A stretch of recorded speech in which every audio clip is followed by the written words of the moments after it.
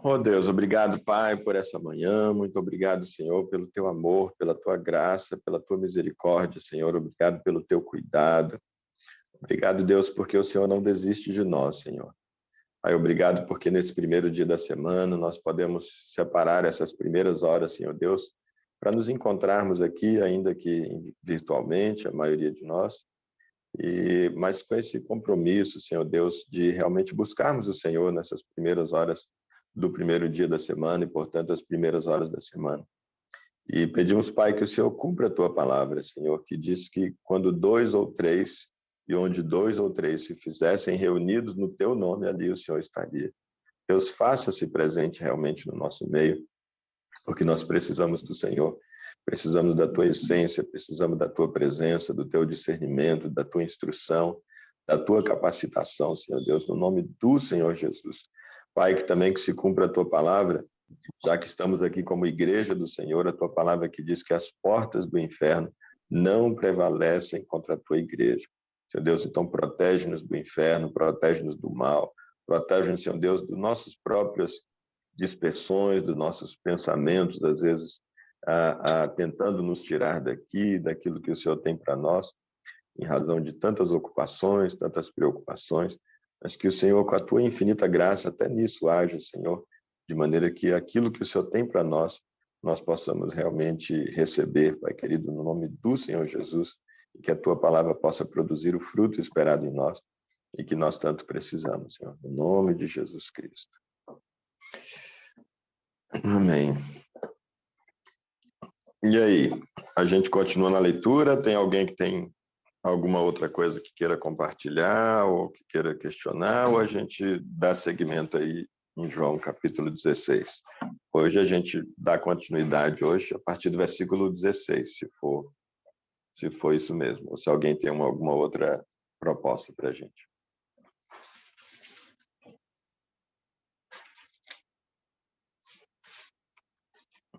Então, eu vou dar seguimento, então, e aí vocês fiquem à vontade para interromper, seja para questionar, ou para tirar dúvida, ou para complementar, enquanto a gente vai lendo mesmo, tá bom? Então, só lembrando, a gente está aqui nesses capítulos de João, os capítulos finais, do Evangelho segundo João, quando ele narra aqui os últimos momentos de Jesus, e a ênfase de João, diferente de outros evangelhos, de outros evangelistas, de outros que narraram a experiência de Jesus e a vida de Jesus aqui, é que ele dá muito essa ênfase nessas últimas palavras de Jesus, né? E como é muito comum de João, e sempre mais ali na essência do que na aparência, mais do que está sendo visto, e é realmente, Jesus vem falando sempre a mesma coisa, que é que ele está para partir, mas que ele não vai deixar a gente sozinho, e que ele vai fazer morada na gente, que ele vai mandar o Espírito Consolador para a gente, o Espírito chama de advogado, chama de consolador, chama de Espírito da verdade. Ora ele chama isso de habitação, de morada, né? Ele começa lá atrás dizendo, na minha casa tem muitos aposentos, se assim não fosse eu não diria para vocês, mas eu vou preparar lugar para vocês, e quando eu for e vos preparar lugar, eu voltarei e estarei com vocês e vocês comigo. Então, voltarei e levarei para que onde eu estiver, vocês também estejam, né?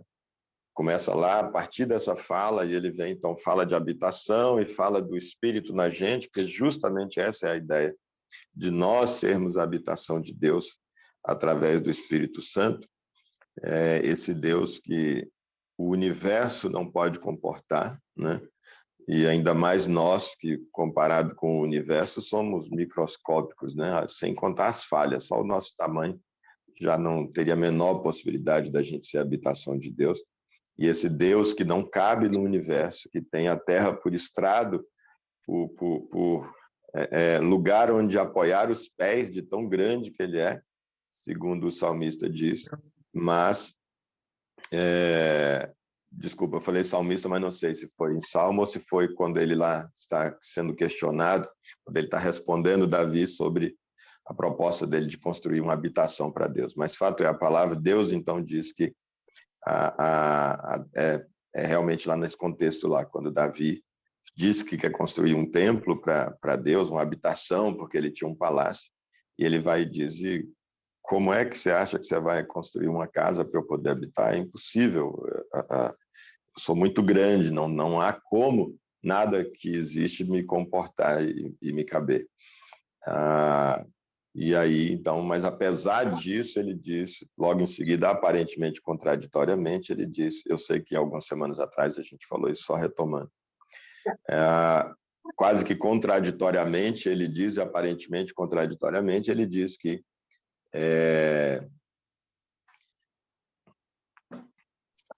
você não vai construir, mas o seu filho, Salomão, vai construir, porque nas suas mãos tem muito sangue, você participou de muitas guerras, sua mão está cheia de sangue, não vai ser você. E aí Davi prepara tudo para esse templo, que seria a habitação de Deus, e que, na verdade, depois ele vai dizer que seria apenas a habitação do nome dele, e porque justamente a verdadeira habitação de Deus são seres humanos, ele somente se permitiu habitar no ser humano, e foi assim que foi feito no Éden.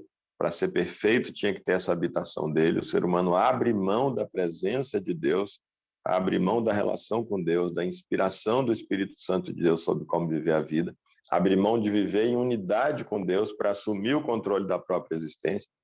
E desde então Deus vem colocando em prática o seu plano para resgate da humanidade, para nosso resgate. E esse resgate é exatamente isso aqui que Jesus está dizendo o tempo todo. É eu voltar a habitar em vocês, é vocês voltarem a habitar em mim, é nós estarmos intrinsecamente ligados novamente, de maneira que onde eu estiver, vocês estejam, onde vocês estiverem, eu esteja, o que vocês desejarem pedir, vocês automaticamente recebam, porque vão pedir conforme a minha vontade, vão pedir a partir de uma mentalidade que coincide com a minha mentalidade, com um olhar que coincide com o meu olhar, com um coração que coincide com a minha maneira de sentir e de perceber as situações. Então, tudo o que vocês pedirem vai acontecer, e etc. Então, esse é o contexto que Jesus, então, está... Esse é o que Jesus está sempre dizendo aqui. Então, capítulo 16, versículo também 16, ele vai dizer: mais algum tempo e já não me vereis mais. Momentos depois e me vereis de novo. Aqui tanto poderia Jesus estar dizendo, num primeiro momento a gente pensa assim, Jesus está falando aqui, esse é porque ele vai para ser crucificado, vai ficar 3 dias morto, e aí então, como ele vai ser ressuscitado, eles vão vê-lo de novo, como Jesus de fato passou ainda um período com as pessoas depois de ressuscitado, e várias pessoas o viram, como os próprios discípulos que aqui estavam com ele, eles realmente voltaram a ver Jesus. Então, Jesus deve estar falando desse momento. É possível, sim, que em parte seja isso, mas eu não tenho que a essência do que Jesus está falando seja isso. Por quê? Porque Jesus tinha falado, olha, eu estou percebendo ali, como a gente viu no versículo 1 do capítulo, aliás, no versículo...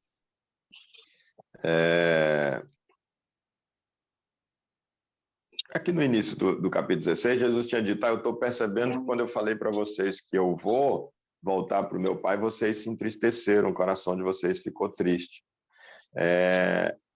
Ele diz, não fiquem tristes, é para o bem de vocês que eu vou, porque se eu não for, primeiro porque eu estou voltando para o meu Pai, gente, vocês tinham que se alegrar por eu estar voltando para o meu Pai. Segundo, que se eu não for, eu não posso mandar o Espírito para vocês. O meu Espírito, que é o mesmo Espírito do meu Pai. Então, se fosse por causa desse reencontro que ia durar ali alguns dias, algumas semanas, se fosse por causa desse encontro, não faria sentido, porque depois ele ia embora de novo e a tristeza ia voltar. Então, por mais que ele pudesse também estar falando desse voltar a ver fisicamente, né, a percebê-lo pelos nossos sentidos, de poder voltar a tocá-lo, a olhar, a ouvi-los com esses nossos ouvidos aqui materiais, mas certamente essa não é a mensagem principal que Jesus está dizendo aqui, porque senão essa alegria não seria completa, seria uma alegria que de novo ia durar mais algumas semanas e que logo em seguida a tristeza voltaria.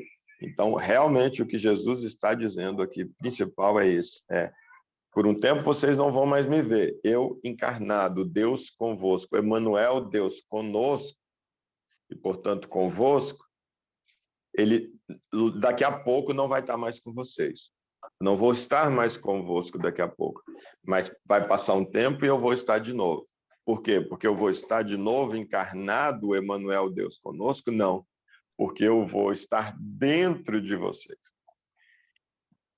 Eu vou estar no interior, habitando cada um de vocês. Esse é o e me vereis de novo. É o de novo agora fazendo uma comparação com o primeiro momento, que é aquele lá do Éden. Aqui ele está falando ao mesmo tempo para os discípulos ali, ainda enquanto sombra, mas está falando para nós enquanto humanidade, enquanto Israel espiritual. Ele está dizendo, do mesmo jeito que eu vivi lá com vocês em Adão no Éden, tinha comunhão com vocês, e esse momento foi interrompido, vocês vão voltar a me ver. E eu digo, essa saudade inconsciente que a gente tem, decorrente desse vazio que a ausência de Deus gera em nós, e que nos impulsiona a essa busca de Deus, esse vazio é justamente esse que vai ser preenchido de novo, e aí então faz sentido esse vereis de novo, porque mesmo que não conscientes, nós já tivemos essa experiência com Deus, essa presença de Deus em nós, na pessoa de Adão, no nosso ancestral Adão. A gente a gente começa como um ser microscópico que veio dos nossos pais, que veio dos avós, dos bisavós, do tataravós e etc. Alguma partículazinha nós, essa que deu início a nós, essa partícula esteve no Éden, juntamente com Adão e Eva, experimentou ali essa presença de Deus. E essa fagulhazinha que hoje está em nós, continua em nós, ela tem a experiência da presença num momento muito remoto, muito distante, a ponto de sequer estar no nosso consciente, está apenas no inconsciente. Mas é uma presença suficiente, foi uma presença, é uma lembrança inconsciente suficiente para nos trazer essa saudade que é traduzida no vazio que muitas vezes nós sentimos, em maior ou menor grau, que a gente sente e que procura preencher com outras tantas questões que não são Deus, até que a gente se apercebe que esse vazio que a gente tem, o que de fato está faltando para a gente, é esse retorno a Deus, é essa presença de Deus. Então, mais algum tempo e já não me vereis mais. Momentos depois e me vereis de novo. Então, alguns dos discípulos comentaram entre si: o que ele quer dizer com isto? Mais algum tempo e já não me vereis, e momentos depois e me vereis de novo, e porque eu vou para o Pai? E se questionavam: o que significa algum tempo? Não compreendemos o que ele quer dizer. Então, eles estavam falando isso entre eles. Mas Jesus sabia o que desejavam perguntar e lhes disse: vós me questionais, deixa só um minutinho.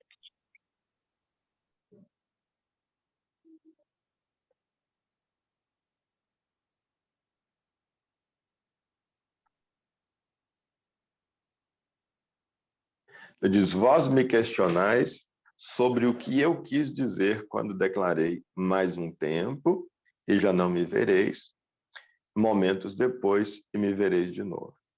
Em verdade, eu vos afirmo que chorarão e se lamentarão, enquanto o mundo se alegrará. Vós vos entristecereis, porém a vossa tristeza se transformará em grande alegria. Veja que não faria sentido se essa tristeza fosse para se converter numa grande alegria, se fosse apenas pelas semanas seguintes que Jesus passaria e depois indo embora, porque depois então ia se tornar de novo numa grande tristeza. Não teria tido praticamente valor nenhum. A mulher que está, versículo 21, a mulher que está dando à luz, sofre dores e tem medo, porque chegou a sua hora. Mas quando o bebê nasce, ela já não mais se lembra da angústia, por causa da alegria de ter vindo ao mundo o seu Filho. Também vós agora estáis tristes e apreensivos. Este é um momento de sofrimento, mas eu vos verei de novo, e então muito mais vos alegrareis. E mais, ninguém tirará a vossa alegria. Veja que se fosse essa presença de Jesus ali por aquelas semanas que ele passou, um pouco mais de um mês que ele tenha passado aqui com os discípulos, se fosse essa presença de novo do Emmanuel, Deus conosco, e não do Deus em nós, se fosse essa alegria seria tirada, porque de novo ele foi embora. Chega um momento, está lá em Atos, capítulo 1, onde diz ele foi de novo elevado aos céus, e os anjos vêm, dizem, por que vocês estão olhando para cima, e etc. Mas ele diz, mas ninguém vos tirará essa alegria. E esse texto me remete, esse versículo me remete a Romanos, capítulo 8, um texto que eu amo demais, demais, demais. Tem até uma música, né, que a gente na antiguidade cantava. Capítulo 8, eu vou ler aqui a partir do 31. Então, o que eu estou lendo ali? Eu estou lendo exatamente essa confirmação do que Jesus disse, que a nossa alegria seria uma alegria que ninguém mais tiraria da gente. Olha o nível disso. Romanos capítulo 8, versículo 31. A que conclusão, pois, chegamos diante desses fatos? Se Deus é por nós, quem será contra nós? Aquele que não poupou seu próprio filho, mas o entregou por todos nós, como não nos concederá juntamente com ele gratuitamente todas as coisas? Quem poderá trazer alguma acusação sobre os escolhidos de Deus? É Deus quem nos justifica. E a acusação aqui é esse sentido de nos acusar de algo que nos impediria a comunhão com Deus, né? Como o diabo, o papel dele é de nos acusar, e ele tem esse nome, inclusive, um dos nomes dele dá essa ideia de acusador, né? E diz, quem os condenará? Foi Cristo Jesus quem morreu. Quer dizer, é Deus quem nos justifica. Se ele é quem nos justifica, então ninguém pode nos condenar, porque fomos justificados por ele. Quem os condenará? Foi Cristo Jesus quem morreu. E mais, ele ressuscitou dentre os mortos, está à direita de Deus e também intercede por nós. Olha que coisa, né? Então, por que ninguém pode condenar a gente? Não existe condenação, não existe acusação e não existe condenação contra a gente. Porque Deus nos justifica na pessoa de Jesus. E de Jesus Cristo morreu por nós. E ele ressuscitou, está à direita de Deus e intercede por nós. Justamente a carta aos Hebreus, o escritor vai dizer que nós não temos, o sumo sacerdote era a figura justamente que fazia intercessão perante Deus em favor do povo. Esse era o papel do sumo sacerdote, lá na velha aliança. Então, quando o sumo sacerdote apresentava ali os sacrifícios, né, era sempre como uma oferta de um sacrifício a Deus para poder apaziguar a ira de Deus em relação ao povo de Israel. Essa era a ideia do sacrifício. Apaziguar essa ira, era uma intercessão em favor do povo. Por isso o sacrifício acontecia. Aí Jesus vem, como o escritor aos Hebreus diz, Jesus vem e ele se oferece como um sacrifício definitivo e suficiente pelo pecado, e por isso então diz que ele nos justifica, e diz que ele é esse nosso sumo sacerdote que é eterno, que não vai mais deixar essa função. E ele diz, nós não temos um sumo sacerdote que não possa se compadecer das nossas fraquezas, das nossas dificuldades, mas sim alguém que, como nós, falando de Jesus, passou por todas as tentações, ou foi tentado em todas as coisas, porém sem pecar. Então o escritor está dizendo, Jesus não pecou? Sim, é fato. Ele não caiu em nenhuma tentação, mas ele foi tentado em absolutamente tudo. E tendo sido tentado absolutamente em tudo, e sendo ele esse que está à direita de Deus, intercedendo em nosso favor, a gente está em boas mãos. Porque quem intercede por nós experimentou na própria pele a tentação. E não poderia ser tentado como Deus, mas em tendo assumido a forma de homem, de ser humano, ele experimentou a tentação. Várias tentações, e em níveis muito fortes. E ele é quem intercede, então, perante Deus a nosso favor. Quem nos separar, e justamente então por isso, versículo 35, quem nos separará do amor de Deus? Será a tribulação, a ansiedade, a perseguição, a fome, a nudez, o perigo, a espada? Como está escrito, por amor de ti somos entregues à morte todos os dias. Fomos considerados como ovelhas para o matadouro. Contudo, em todas as coisas, somos mais do que vencedores, por intermédio daquele que nos amou. Então, em todas, ele não necessariamente nos tira das tribulações, não necessariamente arranca a nossa ansiedade, não necessariamente evita que sejamos perseguidos, pelo contrário, ele diz, vocês serão perseguidos.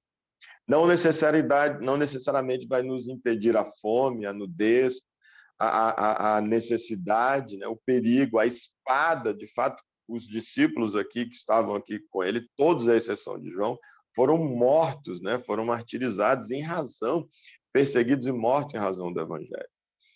Então, a espada vai separar. Então, não quer dizer que a espada não vai chegar à nossa porta, não vai cortar o nosso pescoço. Não, não é isso. É que em todas essas coisas, o versículo 37, nós somos mais do que vencedores. Mesmo diante da tribulação, não é por não passar por tribulação. Mesmo diante da ansiedade, não é porque não estaremos ansiosos, estaremos livres dela. É mesmo diante das perseguições que nós seremos mais do que vencedores. É enquanto perseguidos que seremos mais que vencedores. E não pelo fato de não sermos perseguidos e sermos livres da perseguição. É diante do perigo é que nós somos mais do que vencedores. É no perigo, em todas essas coisas, nós somos mais do que vencedores. Como o salmista vai dizer, Salmo 23, é diante do vale da sombra da morte que eu não vou ter medo nenhum. E eu não vou ter medo não é porque necessariamente ele vai me livrar da morte. Porque o salmista diz, porque a tua vara e o teu cajado me consolam. Não diz que protege necessariamente da morte. Me consolam. Consola como? Me dizendo que ainda que de fato eu aqui nesse vale da morte, a minha morte se confirme e eu morra, ainda assim a morte não me separará do amor de Deus. Ainda assim eu sou mais do que vencedor. Ainda assim, o que eu tenho de mais precioso, que de fato é tudo que importa para mim na vida, nada vai poder me tirar. E nisso é que eu sou mais do que vencedor. É pelo fato de que eu e Deus nunca mais vamos ser separados. Em todas as coisas somos mais do que vencedores por meio daquele que nos amou. Versículo 38. Portanto, eu estou seguro, eu estou convicto, eu tenho certeza de que nem a morte, nem a vida, nem anjos, nem demônios, nem presente, nem futuro, nem quaisquer poderes, nem altura, nem profundidade, nem qualquer outra criatura que você possa imaginar e que eu não consegui listar. Nenhuma outra criatura, nenhum ser, nenhuma coisa, nenhum evento poderá nos separar do amor de Deus que está em Jesus Cristo, nosso Senhor. Ora, se nada pode nos separar do amor de Cristo, então você está sendo adepto da chamada teologia do universalismo, que é aquele de que todos estão salvos?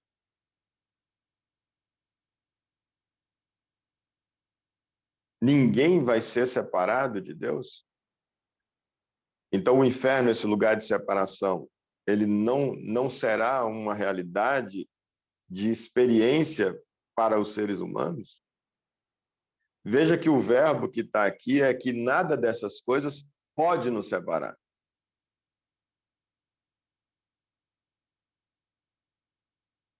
Mas aqui não tem o eu. Não é uma questão dessas coisas poderem me separar, mas é que eu continuo com o meu livre-arbítrio, o mesmo livre-arbítrio concedido a Adão e a Eva no Éden, de dizer, se você quiser abrir mão da presença comigo, da comunhão comigo, eu vou respeitar. Não é o que eu quero comunhão pela eternidade com você. Mas eu preciso respeitar. Eu não vou te amarrar em mim, senão não seria amor. Eu não vou te amarrar em mim, senão não seria um relacionamento saudável. Eu não vou te prender a essa comunhão. O que eu posso te garantir é, se você se decidir por mim, nada vai impedir a nossa comunhão. Nada vai separar o nosso amor. Nada vai impedir o meu amor de fluir até você, em você e através de você por seu intermédio. Mas o livre-arbítrio permanece. E, de fato, nós vemos pessoas que... aqui diz, porque eu estou seguro de que nem a morte e nem a vida. Tem gente que, de fato, a morte separou de Deus. Embora que diga que a morte não pode separar. Mas então não foi a morte foi o momento em que a pessoa acabou aquelas oportunidades para ela de fazer a opção por Deus e, de fato, trilhar o caminho de Deus, que é Jesus. Ela não tem mais oportunidade de escolhas, as escolhas ou a escolha dela se tornou definitiva logo naquela última fração de segundos que antecedeu a sua morte. Mas não foi a morte que teve o poder de separá-la de Deus, porque a morte perdeu o poder porque Jesus a derrotou na cruz. É que simplesmente a pessoa terá optado por não ter mais essa relação com Jesus. Outros é pela vida, inclusive.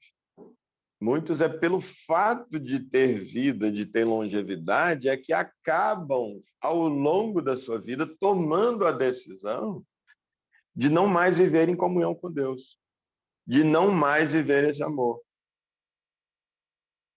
Então, não terá sido a vida quem terá tido o poder de separar essa pessoa, mas sim a pessoa que terá tomado a decisão ao longo da sua vida.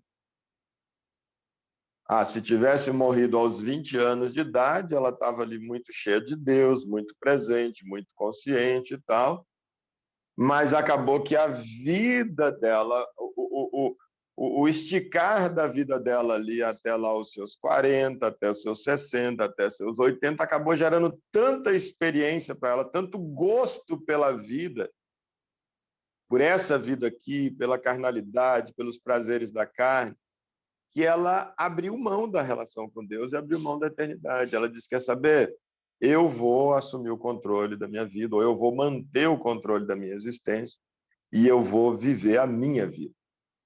E como Jesus justamente disse, aquele que se apegar à sua vida, perdê-la-á. Então não é a vida que tem o poder de me matar, mas é eu que tenho o poder de perder a comunhão com Deus a partir do que eu me apego a essa minha vida e não aceito renunciá-la para que Deus viva em mim, viva através de mim, Ele viva a minha vida. Eu não aceito eu crucificar a minha vida, sacrificar a minha vida, o meu ego. Então fui eu quem, na verdade, me separei do amor de Deus. Eu quem tive esse poder, e única e exclusivamente eu, não foi a vida. É que eu peguei por esse meu poder, eu abracei a vida de tal forma que ficou inviabilizada essa minha relação com Deus em amor. Porque eu decidi viver a minha vida egoisticamente. Então, nem anjos e nem demônios A gente, eu tenho medo do demônio, o demônio vai me tirar do céu, o demônio vai me separar de Deus. Não, ele não tem poder de separar de Deus. Ele pode ter poder de passar medo na gente. Dependendo da situação, Deus pode permitir. Ele pode permitir, Deus pode permitir, ou pode não proibir, porque o mundo jaz nele, que a gente, já que o mundo jaz no maligno, o mundo dorme no maligno, o mundo é governado pelo maligno. Veja que lá naquele momento em que Jesus é levado aquele lugar alto, e aí mostra para Jesus no momento da tentação, de uma das tentações, e mostra todos os reinos do mundo, dá essa ideia de poder, e diz, olha, tudo isso eu te dou se você é meu, e se eu te dou se você se prostrar e me adorar. Jesus não falou, seu mentiroso, não tem nada disso, não é seu não, isso é do meu Pai, é da humanidade, foi dado para Adão. Não, Jesus só disse assim, sai para lá, está escrito, apenas a Deus adorará, só a ele prestarás culto. Mas Jesus não disse, mentira, fake news, você não é dono do mundo, porque de fato é. Deus colocou o governo de tudo para o ser humano. Deus criou todas as coisas, entregou para o ser humano e disse assim, dominai sobre tudo. Você domina sobre tudo. Mas quando o homem, lá no Éden, decidiu se submeter à sugestão de Satanás, ali na figura da serpente, Jesus tinha dito, não coma dessa árvore, come de tudo, mas não come da árvore do conhecimento do bem e do mal. E aí a serpente vai dizer, como assim? É o melhor para vocês. Quando o ser humano se submete à sugestão da serpente de Satanás, salvo engano, lá na carta de Pedro, vai dizer o quê? Que nós somos escravos, o salvo engano não é o conteúdo, não, é onde está escrito exatamente isso. Nós somos escravos daquele ou daquilo a que nós nos submetemos a obedecer. Então, foi tudo entregue ao ser humano, nós dominamos. Só que aí eu vou e me sujeito a Satanás. Então, quem é dono de tudo agora? Eu passo a ser escravo de Satanás, então ele é dono de mim e de tudo que eu era dono, de tudo sobre o que eu dominava.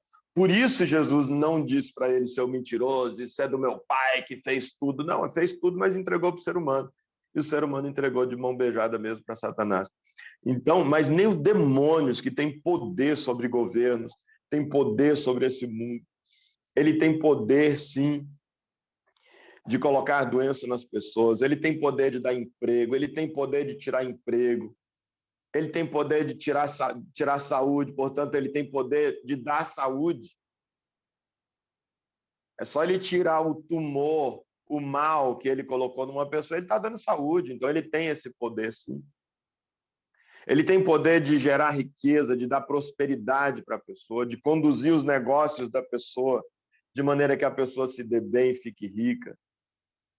Ele pode conduzir as coisas e intervir na vida de uma pessoa para a pessoa ficar pobre, miserável, nunca ficar rico, ou de miserável quebrar rapidamente tudo. Ele tem esse poder, mas ele não pode nos separar do amor de Deus que está em Jesus. Então, mesmo que ele, com todo esse poder, promova, como o versículo anterior lá disse, ele promova tribulação na minha vida, ele fomente isso, ele fomente ansiedade, ele me gere pânico,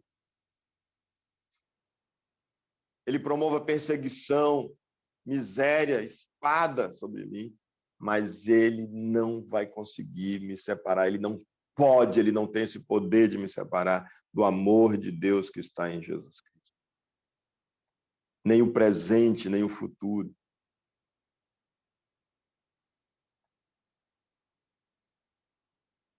Acho legal uma expressão que o Tales tem uma música que ele fala, é o Tales, deixa eu ver, não, é aquele padre que eu gosto, um frei, que eu passo muito a música dele aí, tem um trecho que ele fala assim, eu me arrependo, ele diz, eu me arrependo dos meus planos.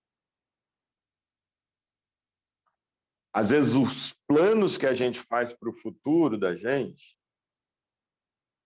Podem ser planos que inviabilizem a relação com Deus. Mas o meu futuro não pode me separar de Deus. Não foi meu futuro. Foi o que eu decidi fazer do meu futuro. Foi onde eu estou colocando a minha esperança no futuro, foi o que pode, isso tem o poder de me separar de Deus. Mas o meu futuro não.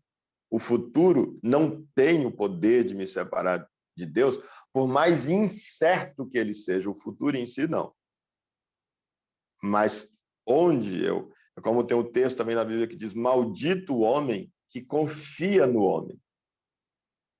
E muitos até usam isso como sendo uma razão para a gente não confiar no próximo, né? Ah, tá vendo? A pessoa vai e toma um calote, ou uma infidelidade, tá vendo? Por isso que a Bíblia fala, maldito o homem que confia no homem. Não, ali é maldito o homem que confia no homem na humanidade, que confia em si próprio. Tanto que a parte final do versículo diz, e faz da sua destra a sua direita o seu braço forte. Que projeta na sua própria força, na sua capacidade de construção, na sua capacidade de autoproteção, que em algum recurso que ele próprio tenha, é que ele coloque nisso a sua segurança, ele confie nisso, ele coloque a sua esperança nisso. Tem a ver com isso aqui do futuro, mas o futuro não pode nos separar do amor de Deus. Mas a minha relação com o futuro, a minha projeção com o futuro, ela pode traçar um caminho incompatível com Jesus, que é o caminho para a vida. É só quando eu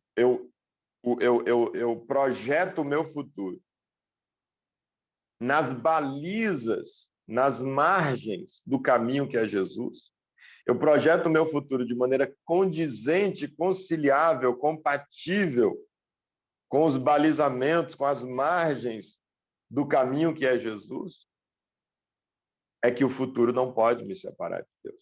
Mas então é o futuro que pode me separar? Não, é o que eu decidi a respeito do meu futuro. Nem quaisquer poderes, nem altura, nem profundidade, e nem qualquer outra criatura poderá nos afastar do amor de Deus que está em Jesus Cristo. Então, Romanos 8, Tiago tinha dado uma saidinha, Romanos 8, Tiago, você deve lembrar, a gente leu a partir do versículo 31.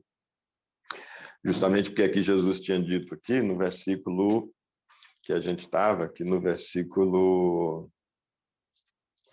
22, e Jesus disse que mas eu vos verei de novo, e então, o João 16, 22, e então muito vos alegrareis, e mais, ninguém tirará a vossa alegria. Então, a partir desse ninguém tirará a vossa alegria, foi que a gente foi lá para Romanos capítulo 8, vendo essa confirmação lá, que Paulo realmente, de maneira linda, poética e forte, e tudo ao mesmo tempo, ele justamente diz isso.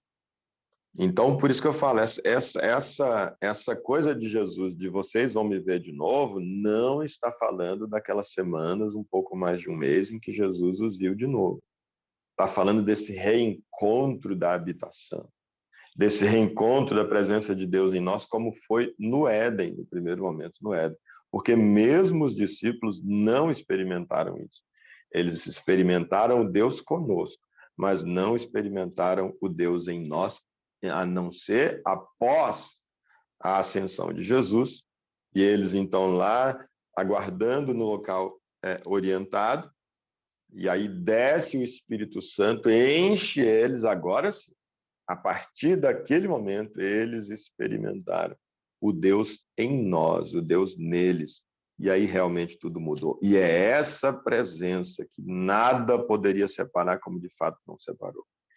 Como eu falei, de todos os apóstolos aqui, de todos os enviados, de todos os 12, Judas não conta, né? Ele se suicidou antes, então, disso acontecer, não foi cheio, esse retorno não aconteceu para ele. E João, que ficou preso, perseguido, sim, né? Houve perseguição, ele ficou preso por toda a sua vida, ele ficou exilado ali na ilha de Patmos, de lá é que ele escreveu boa parte do seu material. Apocalipse foi escrito lá, as revelações todas de Apocalipse, se não todo o material, né? E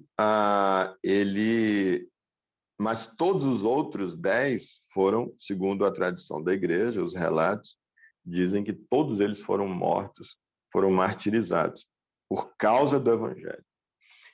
Mas essa morte, a espada da perseguição, a perseguição e a espada por causa do evangelho não os separou do amor de Deus. Muito pelo contrário. Tudo isso faz nos aproximar ainda mais do amor de Deus. Tudo isso faz nos mover ainda mais. Quando a nossa decisão é por Deus, a tribulação não nos afasta, ela nos atrai, nos traz para mais perto. Quando a nossa decisão é por Deus, a perseguição não nos afasta, pelo contrário, ela nos traz para mais perto. Quando a nossa decisão é por Deus, a espada e a morte não nos separam de Deus, pelo contrário. Ela nos catapulta definitivamente para Deus. Ela nos liberta completamente de tudo que não seja Deus, de tudo que não seja amor.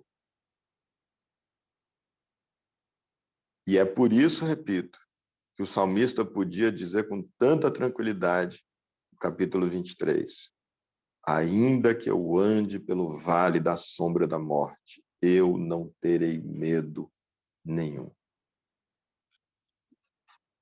Porque a tua vara e o teu cajado me consolam.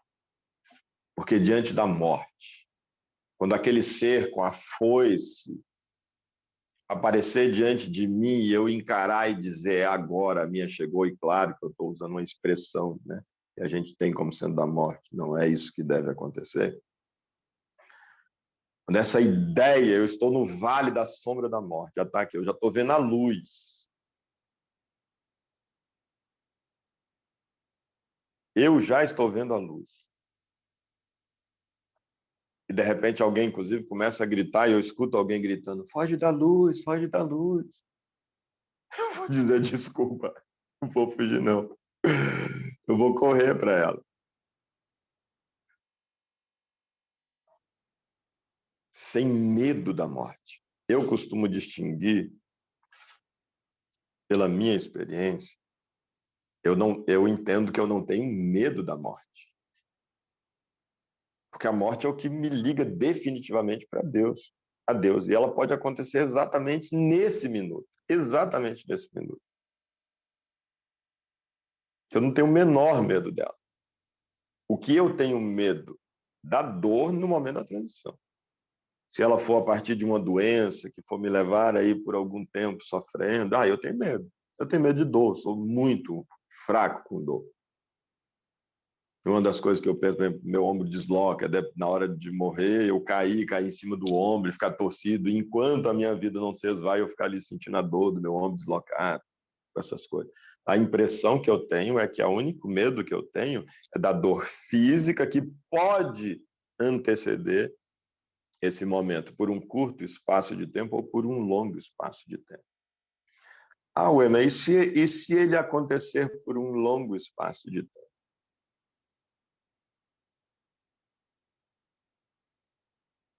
Eu vou continuar não tendo medo da morte. Estou dizendo isso com a graça de Deus. É o eu no sentido de eu e você, com base na palavra de Deus.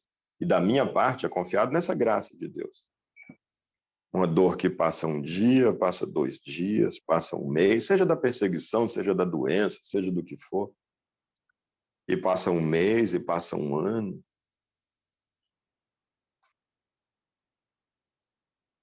Segundo a palavra de Deus, eu vou continuar não tendo medo.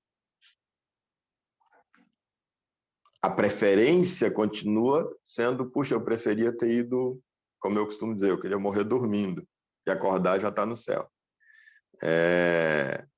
Mas o que eu digo é, cara, seja pelo motivo que for, mas se a minha vida, se o momento da minha morte, ou o momento que antecede a minha morte, puder testemunhar a alguém, a minha postura diante da morte, Se as pessoas puderem por algum tempo contemplar o meu olhar diante da morte, e elas ficarem impactadas pela maneira como eu encaro a morte,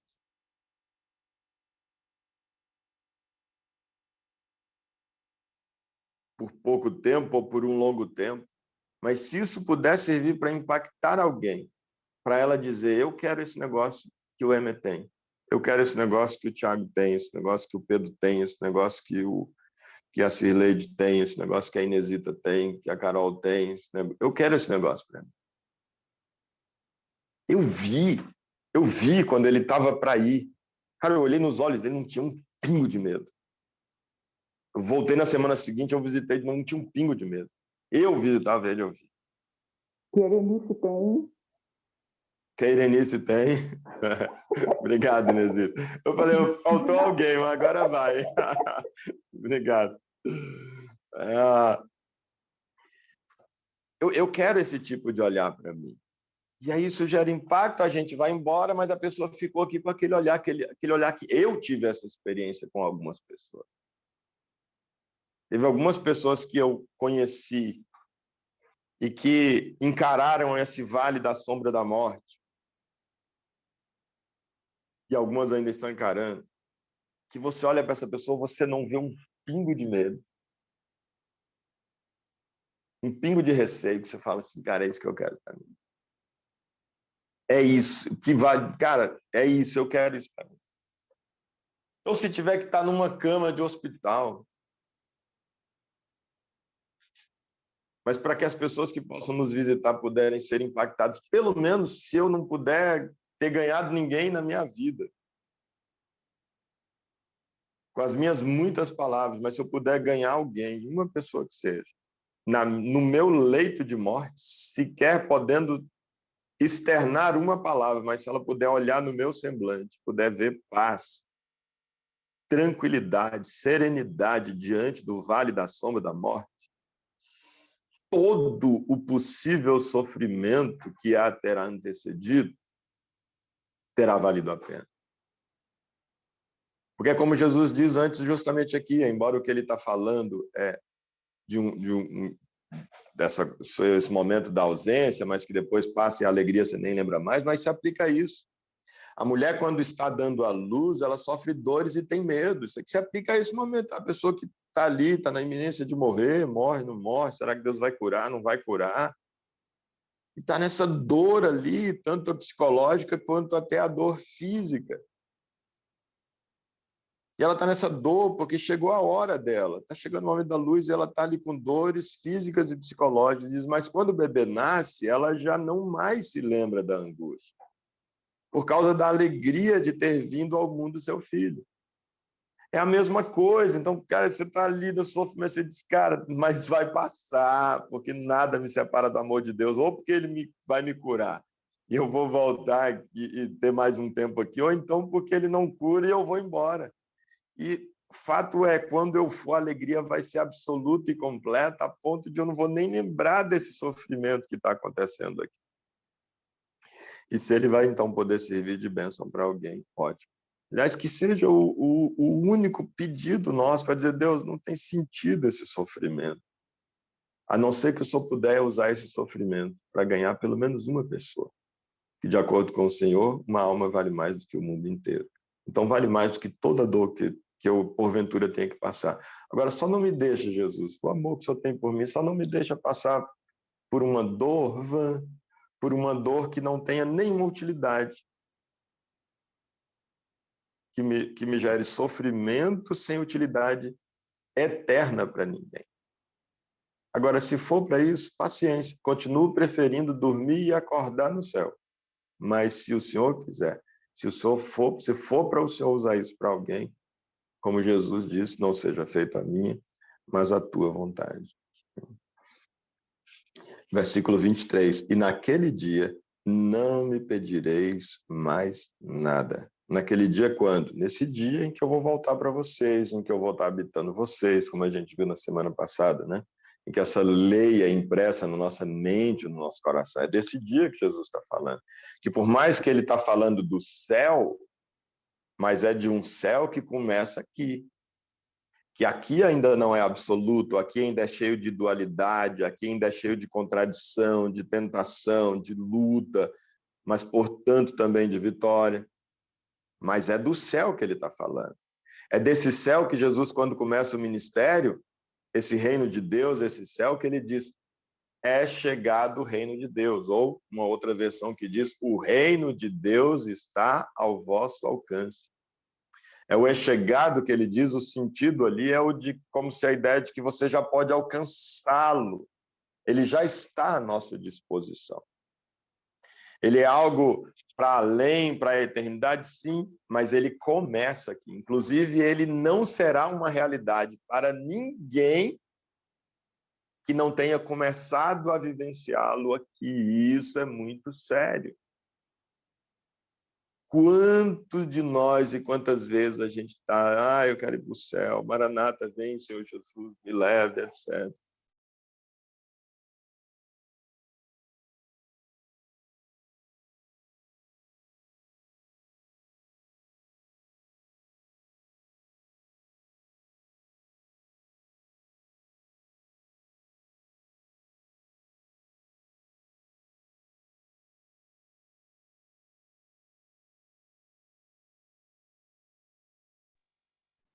Vocês estão me ouvindo aí, gente? Meu celular está fazendo um barulho de tocando aqui, como se tivesse alguém ligando.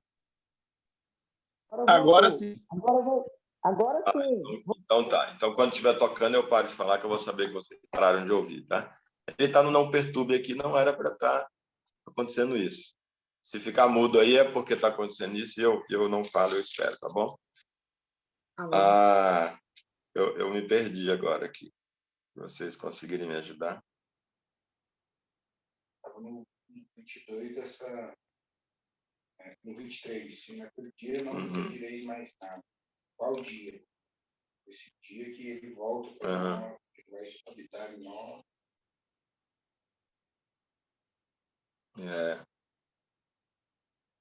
Acho que eu estava usando algum exemplo, aplicando alguma coisa e que me fugiu. Então, tá. Então,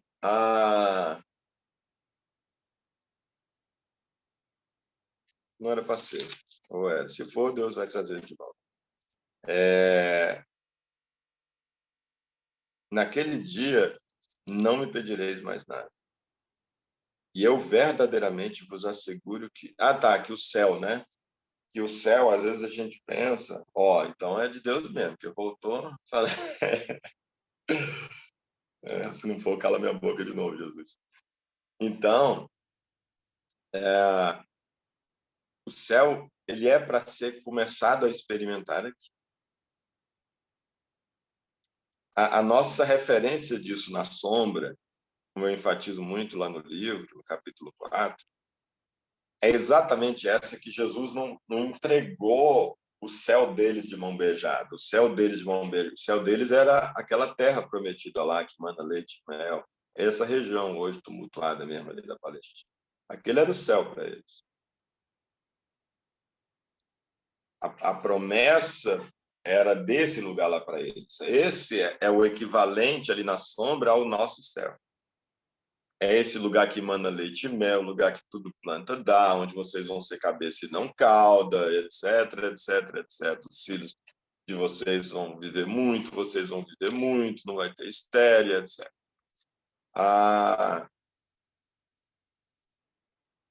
Só que como é que eles pisam no céu a primeira vez?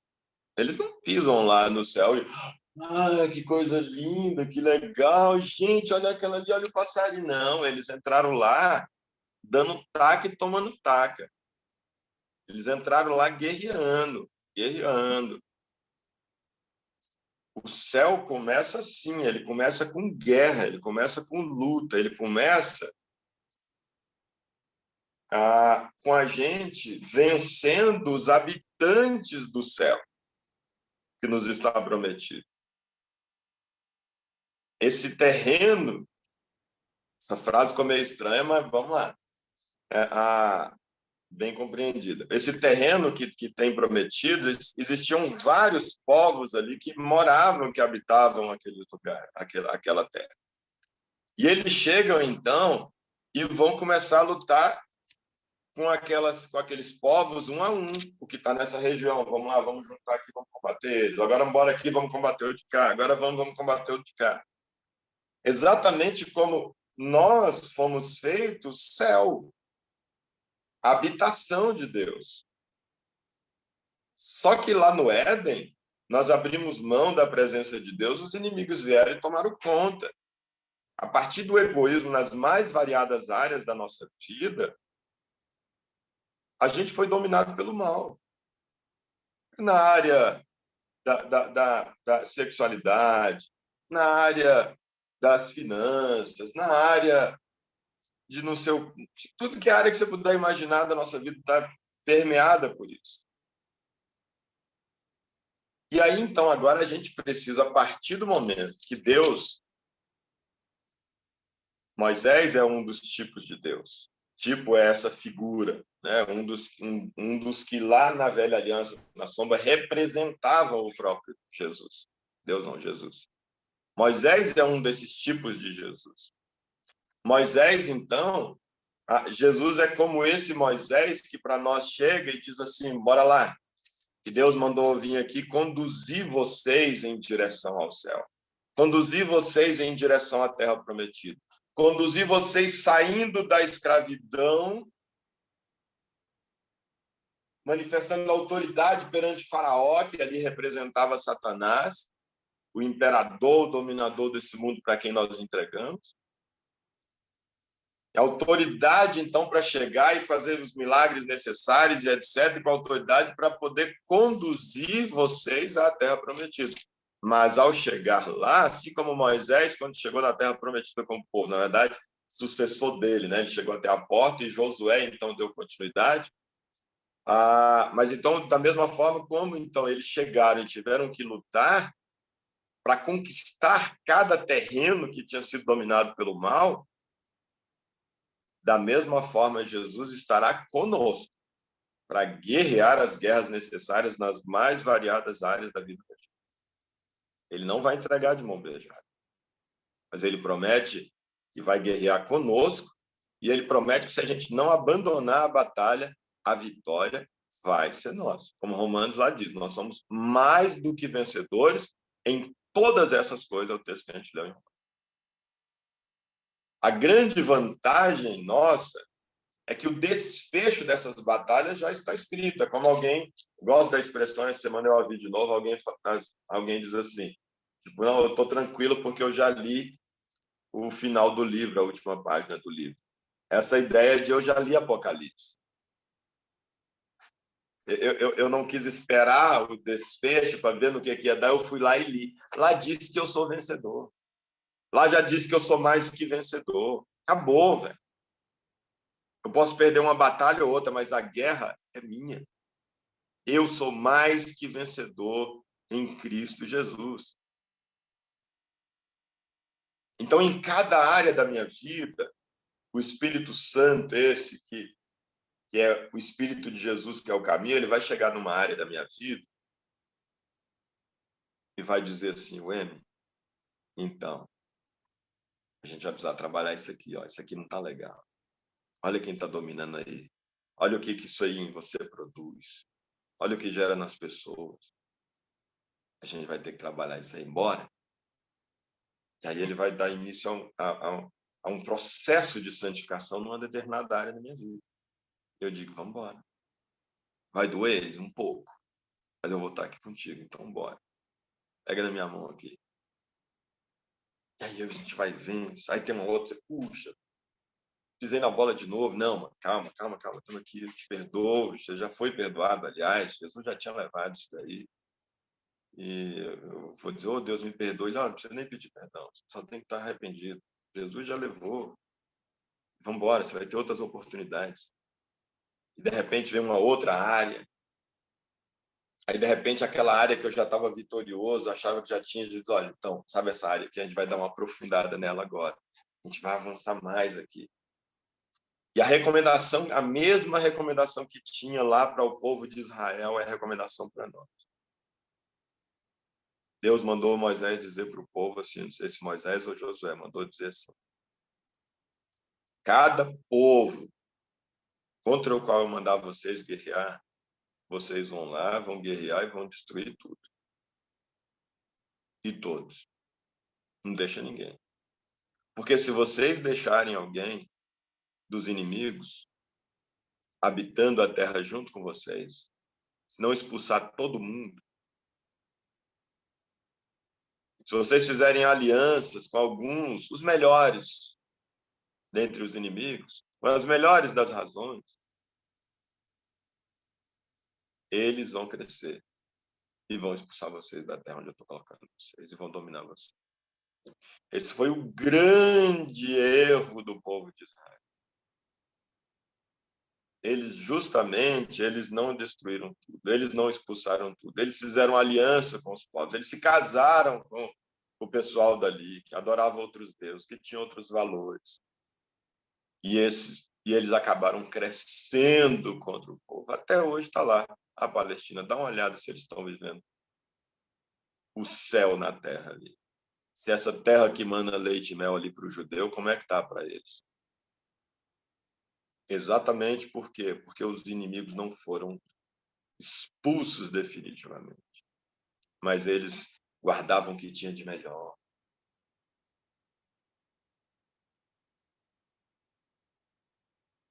Com as melhores das intenções. E assim, às vezes, acontece com a gente. Quando o Espírito Santo está ali trabalhando com a gente numa determinada área da vida da gente, a gente vai assim, ah, não, mas isso aqui tem nada a ver. Ah, não, mas só isso aqui eu vou deixar para depois. Ah, não, pô, já deu, tá bom, já evolui um pouco. Isso aqui eu vou deixar para semana que vem, ano que vem eu vejo essa área aqui. Se o Espírito Santo falar que é no ano que vem, vai ser no ano que vem, mas se ele falar é agora, não deixa para depois. Porque eu dizer assim, agora não para o Espírito Santo, você vai estar dizendo assim, me deixa, me erra, sai, deu. Esse é o grande perigo, é o abandono do processo de santificação. Porque quem abandona o processo de santificação, abandona o caminho. Quem abandona o caminho, abandona a verdade e a vida. Quem abandona a verdade e a vida, abandonou o céu. Abandonou esse amor do qual nada, absolutamente nada, pode nos separar. Mas eu posso optar por não. Eu posso dizer não, obrigado. Nada pode me separar dele, mas eu posso dizer não, obrigado. Eu estou bem aqui como estou. Ou não estou bem, mas quero continuar não estando bem. E é um direito meu. Então, naquele dia, não me pedireis mais nada. Por quê? Porque agora eu já estou habitando vocês. Eu já comecei a moldar o pensamento de vocês. Eu já comecei a moldar a partir do meu coração o coração de vocês. Vocês começam a sentir como eu sinto. Vocês começam a enxergar como eu enxergo. Vocês começam a valorar cada situação como eu valoro. Consequentemente, vocês vão querer o que eu quero e vocês vão pedir o que eu pediria. Ora, se vocês pedirão o que eu pediria, é óbvio que eu vou fazer. Pois ele diz tudo que pedirem no meu nome. Tudo que pedirem pelo fato de eu habitar vocês. Tudo que vocês pedirem na mesma vibe, na mesma ideia. Tudo que vocês pedirem porque foram inspirados por mim. Tudo que vocês pediram porque eu mandei vocês pedir. Porque eu inspirei vocês a pedir. E não porque porque vocês têm poder sobre mim quando uso a palavrinha mágica em nome de Jesus. Como a gente falou outras semanas. Esse é o grande perigo. E ver que Jesus aqui ao longo desse texto, aqui deve ser a terceira ou quarta vez, no mínimo quarta vez em que ele diz isso. E tudo que pedires no meu nome, ele vos concederá. E a gente acha que é aquela sequência de palavras em nome de Jesus. Amém. Tudo que disserem em meu nome, é em nome de Jesus. Então vai acontecer. Aí não acontece. Eu não estou entendendo nada. Será que a Bíblia não é verdade? Não, mas em nome de Jesus é em nome do que ele é, em nome do que ele pensa.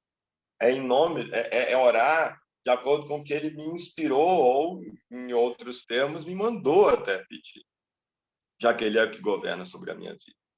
E outro texto mesmo, ele vai dizer, vocês até agora pedem, aqui é justamente aqui, 24, até agora nada, não, nesse não, nada pedido, em meu nome, pedis e recebereis, para que a vossa felicidade seja completa. Tem um outro, num desses textos aqui, ele vai justamente dizer, até agora vocês pediram e nada receberam, porque vocês pediram para o vosso próprio deleite.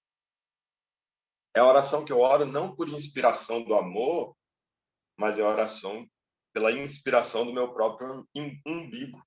Essa é que Jesus diz, até agora vocês pedem e não nada receberam, porque oraram e oram para o vosso próprio deleite. Quando eu oro baseado na inspiração do meu próprio umbigo, ele não vai fazer. Quando eu oro baseado na inspiração da vontade maior de Deus para mim e para as outras pessoas que compõem esse corpo chamado humanidade e igreja, ele diz, eu vou fazer.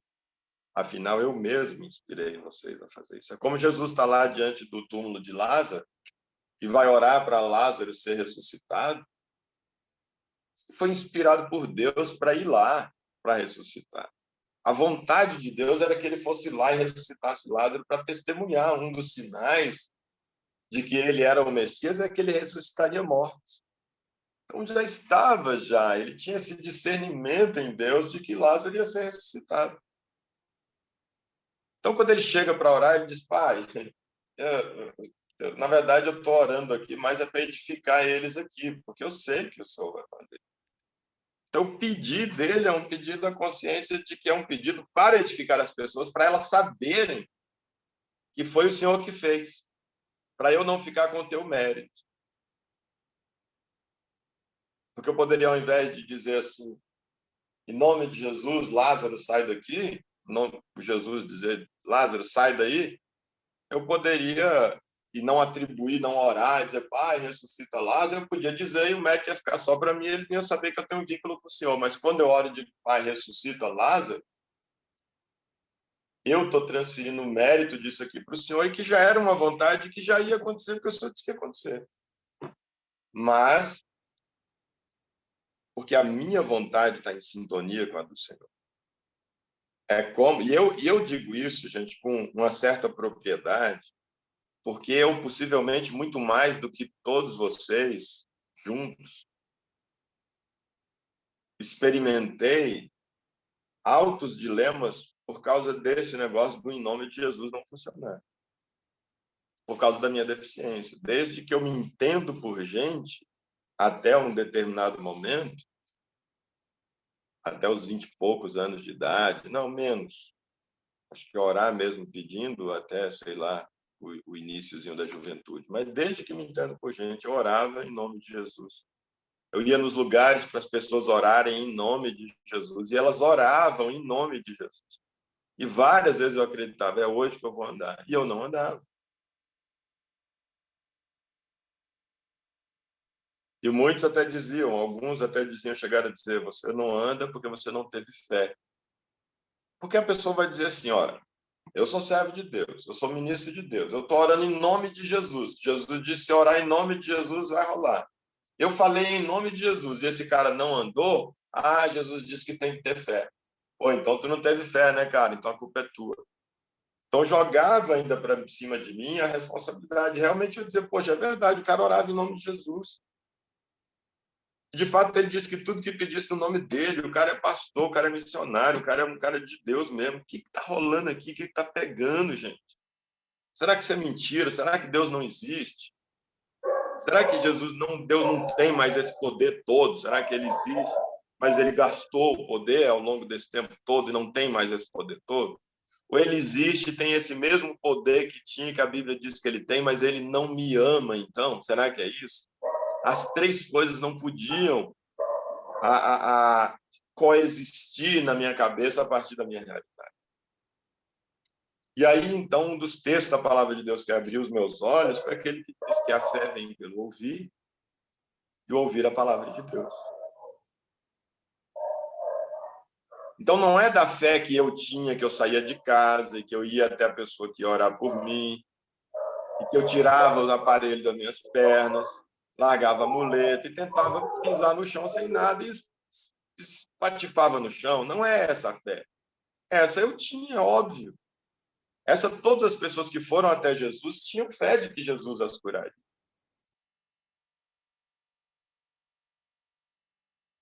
Mas eu não ouvi, essa fé não foi produzida por eu ouvir a palavra de Deus, como que diz, a fé vem pelo ouvir a palavra de Deus.